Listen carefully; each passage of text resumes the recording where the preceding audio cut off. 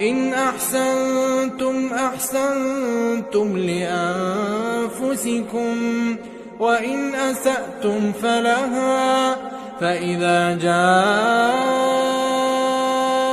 وعد الآخرة ليسوءوا وجوهكم وليدخلوا المسجد كما دخلوه أول مرة وليتبروا ما علوا تتبيرا.